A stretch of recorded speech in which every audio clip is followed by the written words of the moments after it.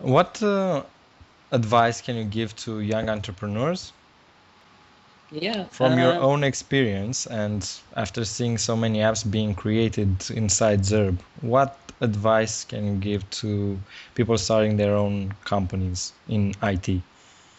Well, I always, whenever I meet with a lot of people. I run a speaker series here at ZURB, is one of my jobs too. And so I just have Ron Conway coming this Friday. Ron Conway is probably the godfather of angel investing. Anybody who's anybody in angel investing knows who Ron Conway is. He's sort of Mm-hmm. just this godfather, right? This legend. And I have him coming, and we have tons of entrepreneurs are coming, and I know a good amount of them.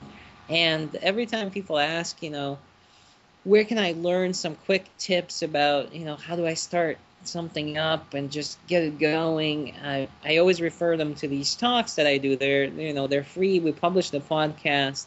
It's called zerbsoapbox.com. That's where we put all the podcasts Content. up, Mm-hmm. content for it, and the podcasts and the takeaways and the pictures and everything. But you can learn a lot from on the business strategy side of things. You can learn a lot from these leaders that we interview. We've had the CTO of Pandora, we've had the head of user experience at Google, we've had the head of engineering at Netflix, head of Facebook design at Facebook. Had Julie Zhu was here.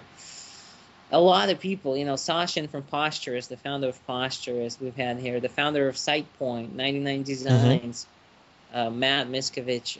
Just a tremendous amount of information on that website by just by listening to some of these kids. They're really young. Some of these people are much younger than me. Matt Miskovich is, I think, a year younger than me. He's got I don't know, I think it's almost $1 billion in all of his four businesses now. So Wow. so it's so if it's an amazing story. He started when he was 14 years old, and Mm-hmm. how do you start at 14 years old and build a business, a multi-million-dollar business? So tons of these lessons learned for entrepreneurs on there. And if you're a hacker and you're hacking around and you just need some good resources, I'd recommend the ZURB Playground, which where we publish, again, free resources for anybody who's out there trying to start something up. jQuery plugins for things like, for example, you're implementing a prototype and you need a little placeholder in there. So usually it's Mm-hmm. like an empty placeholder that you put in there. Yeah. We implemented a quick little plugin that pulls an image based on a tag that you specify in there. Things like that help people implement prototypes faster or implement an image upload faster. We have many, many different jQuery plugins, CSS3 plugins, CSS3 buttons that people would use. And again, these things people would use to implement sites, implement products, and So ZURB improve. ZURB Playground, give it a go. It's a great, sounds like a great tool and a great place to actually start creating your own web app. Yeah, that's for the hackers out there and for people who know more about business. Zerp Soapbox. Um, well, we at AppAppeal are really enthusiastic about using web apps, and we were curious, which web apps do you yourself use? Um, so we So I use a lot of our own. So I think for tasks like Hmm. every day, what do you do? What are you supposed to do? We have this thing where Google Calendar. we use Google Calendar for coordinating everybody here at Zur, but we also use strikeapp.com, Hmm. and we created it for ourselves. It's no logins, no investment really. You just go to strikeapp.com, you create your own task list, you add tasks on there, and you just knock them out. You have your own URL, so mine is like strikeapp 56 or something like that, and I just go to this URL every day and see what I'm doing, and I cross it. Like right now, I had the interview. I'm like, all right, cross that off, right? So I do that day to day. Um, in terms of other apps, I have tons of different apps on my phone. And be honest, I don't. The only thing I really use is my Google Analytics one for the iPhone, which is very good, I'd say. And for my day-to-day browser, I use Chrome, so I use extensions. I have Hmm. search status. So I quickly see, like I went to AppAppeal, I can quickly see your Alexa ranking, and I can see how high of a traffic you'd have, right? And I have I hope like a you're pleased couple. about what you see. Yeah, very good. I mean, 16,000, very good job. And then the delicious button. So I quickly bookmark all the coverage that we get. So it just helps really quickly bookmark things on there. There's a lot of different apps that we have here that I would use. So, I mean, Hmm. Verify, we use that for quickly testing something really quickly, putting up a screenshot or a mock-up, and then asking people, where would you click on this before implementing it, right? Where would you click to sign up? Do people really understand where the sign up button would be? Or so we actually ran a lot of Yeah. different tests with that app. It was pretty interesting. Amazon, we've tested the new Amazon website that they were testing, and we actually came to pretty surprising results on it. They put a bunch of Kindles all over the site, and Hmm. there was a big ad right in the middle. So we ran a Verify test. We just did a screen cap with Verify.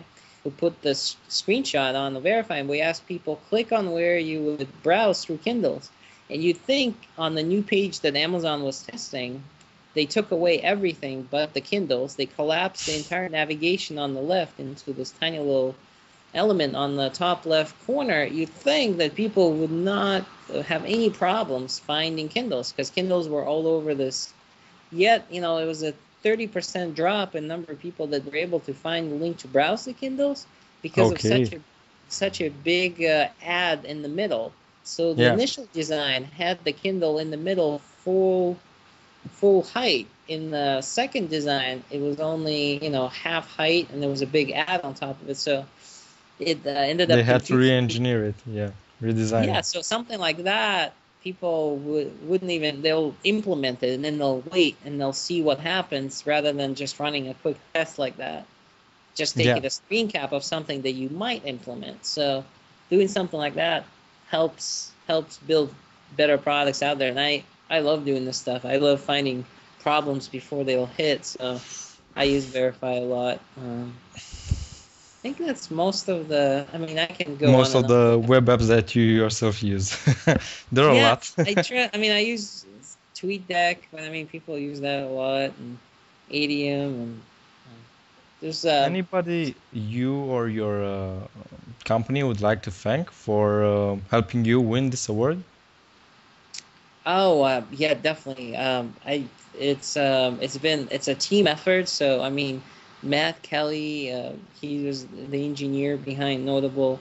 Jonathan Smiley is our designer, who's been he's written helped write countless articles on for Smashing Magazine, for our own blog. We're writing a lot of different plugins and so forth. Brian, the founder, and kind of helped create Notable what it is today. And of course, I mean, it's the whole team. It's a whole team effort. So, I mean, everybody's contributed to Notable. Lewis does an amazing job corresponding with customers, like we were talking about, and chatting with them about the problems they have, right? All the issues or comments or excitement that they have, right? There's just so many different people that were involved in it. A lot of the designers here, our entire design team contributed little parts of it. We did a big revamp of Notable where we improved the layout tremendously. Hmm. Jeremy was helping out a lot with that. Jeremy Britton is our partner at ZURB. So to say, I mean, it is our team. Like our entire team created the app, so it's pretty much a team effort. So it can't be just one person. Congratulations to the team. The prize goes to the team. Cool. Um, any questions that you have for AppAppeal, the AppAppeal team? No, I mean we talked most of the details about what you guys do.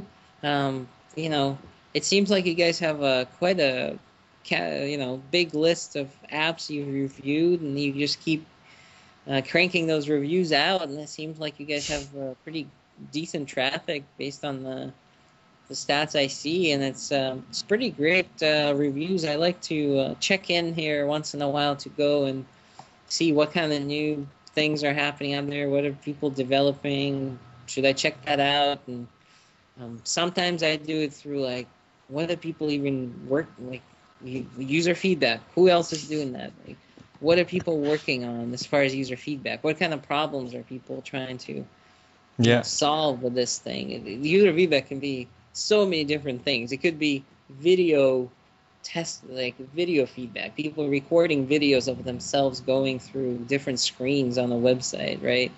So it's always interesting to see what people are doing out there as far as different apps go. So seems like you guys are doing a great job of pushing those articles out. And when are you guys gonna make your own apps? You can start. Well, we reviewed so many. Probably most people would say that we already have the knowledge and the know-how of how to create our own web app.